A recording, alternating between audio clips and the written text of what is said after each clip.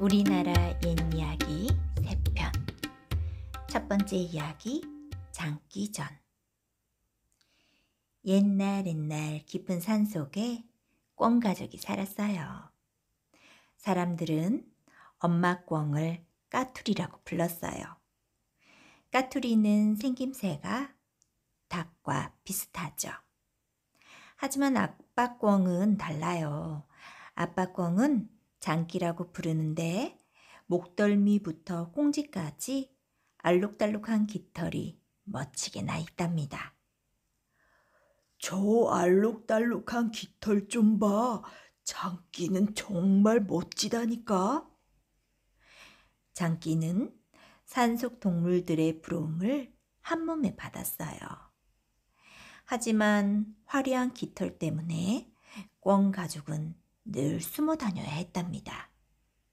사람들이 꿩의 깃털로 부채도 만들고 화살도 장식하는 바람에 사냥꾼들이 꿩만 보면 잡으려고 안달을 하거든요. 게다가 꿩은 고기 맛까지 좋으니 최고의 사냥감일 수밖에요. 그래서 꿩 가족은 깊고 깊은 산속에 꼭꼭 숨어서 살았죠. 눈이 많이 내린 어느 겨울날이었어요. 꿩 가족은 먹을 것을 찾아 산속을 헤매고 다녔죠. 아이고, 배고파 죽겠네. 들판에 나가 콩이라도 주워 먹읍시다. 장기가 입을 열자 까투리가 말렸어요. 들판에 나갔다가 사냥꾼이라도 만나면 어쩌려고 그러세요? 이대로 있다가는 굶어 죽고 말겠소. 꿩 가족은 장기를 따라 줄줄이 길을 나섰어요. 들판에서 콩을 주워 먹을 생각에 마음도 잔뜩 들떴죠. 그런데 저 앞 하얀 눈밭에 빨간 콩 한 알이 뚝 떨어져 있는 거예요. 콩알이 어찌나 어동통한지 장기는 입맛을 쭉 다셨죠. 그놈 참 맛있겠다. 장기는 붉은 콩으로 부리를 쭉 가져갔어요. 그 순간 까투리가 장기를 휙 밀치며 막아섰죠. 아무것도 없는 눈밭에 콩이 떨어져 있다니 이상하지 않아요? 빗자루로 싹싹 쓸어낸 자국도 보이니 이건 사람들이 덫해놓은 미끼가 분명하다고요. 장기는 까투리의 말을 듣고는 껄껄 웃었어요. 호호호호, 걱정도 팔자요. 사람 발자국 하나 없지 않소? 아니에요. 어젯밤에 꿈자리가 뒤숭숭했단 말이에요. 한 번은 당신 머리가 베이고 한 번은 당신이 물에 빠졌다니까요. 불길할 꿈을 꾸었으니 조심하는 게 좋겠어요. 하지만 장기는 끝내 까투리의 말을 듣지 않았어요. 호호, 들어보니 흉몽이 아니라 길몽이네 그려. 하나는 내가 장원급제하여 벼슬길에 오를 꿈이고, 하나는 내가 대장이 되어 전쟁에서 이길 꿈일세. 아휴, 제발 내 말 좀 들어요. 자, 걱정 마오. 내가 먹어보면 될 게 아니오. 장기는 날카로운 부리로 붉은 콩을 콕콕 찍었어요. 그 순간 철컥 하는 소리가 나더니 장기가 덥석 덫에 걸리고 말았네요. 아이고, 장기 살려. 아이고, 나 죽네. 꿩 가족은 발을 동동 굴렀지만 덫에 걸린 장기를 구할 수는 없었답니다. 두 번째 이야기, 양반전. 먼 옛날 어느 고을에 한 양반이 살고 있었어요. 성품이 훌륭하고 학문이 높아서 사람들의 존경을 받았지요. 고을 사또도 양반을 찾아와 인사를 드릴 정도였답니다. 하지만 양반은 찢어지게 가난해서 쌀 한 톨 구하기가 힘들었어요. 그렇다고 양반 체면에 농사일을 할 수는 없으니 해마다 관아에서 쌀을 빌려 먹었는데 그 빚이 무려 1,000섬을 넘었지요. 사또도 어쩔 수 없이 양반을 잡아 가둬야 할 지경에 이르렀답니다. 아이고, 평생 글은 읽어서 뭐하오? 돈 한 푼 없는 게 양반 신세지. 양반의 부인은 땅을 치며 통곡했어요. 양반도 관아로 끌려갈 생각을 하니 눈물이 줄줄 흘렀지요. 이곳에 사는 부자가 한 명이 있었는데 양반이 끌려가게 되었다는 소문을 들었어요. 어휴, 내게 재산이 많은들 무슨 소용이 있나? 제 아무리 부자라도 양반 앞에서는 코를 땅에 대고 굽신거리는 신세일세. 옳거니 이참에 그 양반을 찾아가서 양반 자리를 팔아라 해야겠구먼. 부자는 쌀 1,000섬을 싣고는 양반네 집을 찾아갔어요. 양반나리, 관아에 쌀 1,000섬을 빚졌다고 들었습니다요. 그 빚을 제가 갚아드릴 테니 저에게 양반 신분을 파십시오. 부자의 말에 양반은 냉큼 양반 신분을 팔아버렸어요.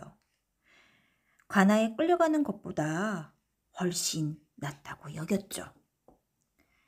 그 소문은 사또의 귀에까지 들어갔어요. 양반은 소문을 듣고 찾아온 사또를 보고는 납작 엎드렸죠. 아니, 대체 왜 이러십니까?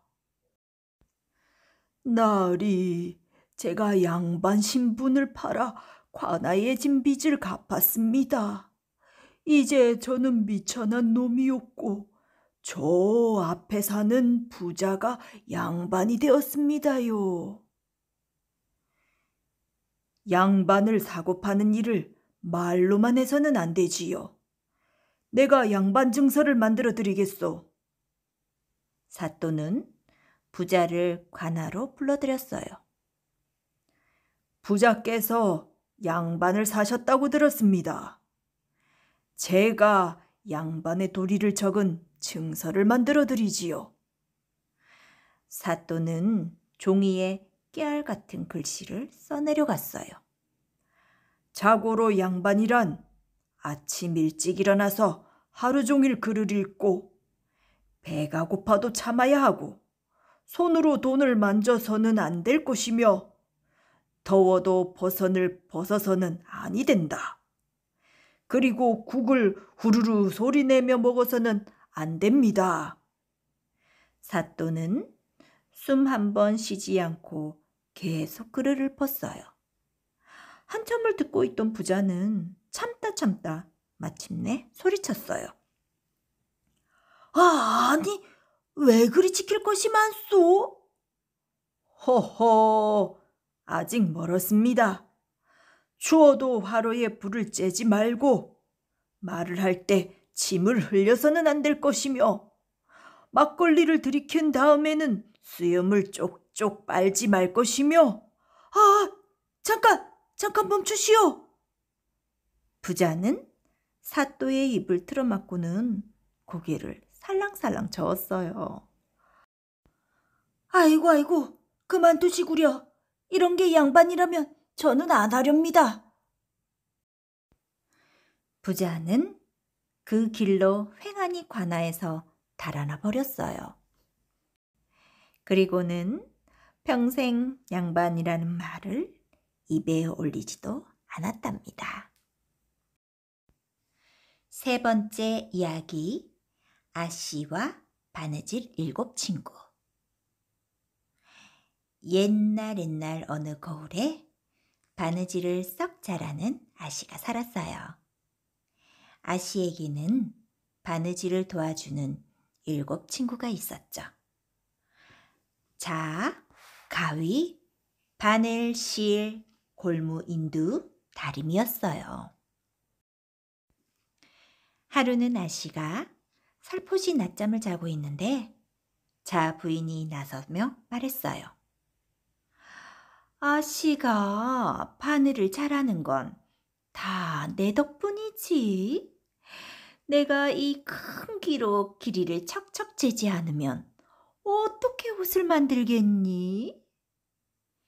그러자 가위각시가 불쑥 나섰죠. 아무리 자 부인이 길이를 잘 재도 내가 자르지 않으면 소용이 없죠. 바늘 색시도 지지 않고 말했어요. 아니, 제가 꿰매지 않으면 그게 옷이에요? 그냥 천이지. 실각시가 콧방귀를 뀌었어요. 아무리 바느질을 해봐라. 내가 없으면 바늘구멍만 나지. 골무할미도 은근슬쩍 한마디 했어요. 내가 없으면 우리 아씨 손가락 아파서 바느질 하겠니? 인두낭자도 불쑥 끼어들었죠. 여기저기 예쁘게 모양 잡는 것도 중요하지요. 다리미 낭자도 거들었어요. 저도 빳빳하게 옷 다려 곱게 만들지요. 7 친구가 다투는 소리에 아씨가 잠에서 깨고 말았어요. 아이 참, 시끄러워서 잘 수가 없네. 너희가 아무리 중요해도 내가 바느질을 안 하면 어쩔 거니? 그러니 내가 제일 중요하단다. 알겠니? 아씨는 휙 돌아눕더니 다시 쿨쿨 잠이 들었어요. 7 친구는 아씨의 말이 퍽 섭섭했어요. 자 부인이 먼저 투덜댔죠. 아휴 참, 어찌 저럴 수 있담? 옷 만들 때는 항상 나부터 찾더니. 가위각시도 삐죽거렸어요. 매일 다리 아프게 가위질 시키더니 모두 아시덕이래. 바늘색시는 한숨을 길게 쉬었어요. 그동안 허리 부러지도록 바느질을 했는데 몰라주시네. 인두낭자는 눈물을 뚝뚝 흘렸어요. 날마다 뜨거운 불에 온몸을 태워가며 도왔건만. 다리미 낭자도 울먹울먹했죠. 저도 뜨거운 수출이고 옷이며 천이며 꾹꾹 눌려 다렸는데 정말 너무해요.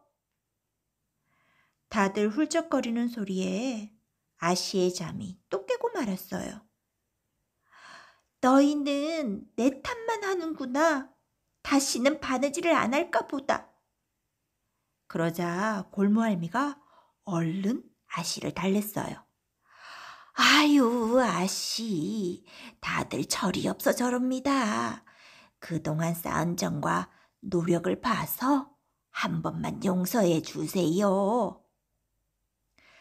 골무할미의 말에 아씨의 마음이 풀렸어요.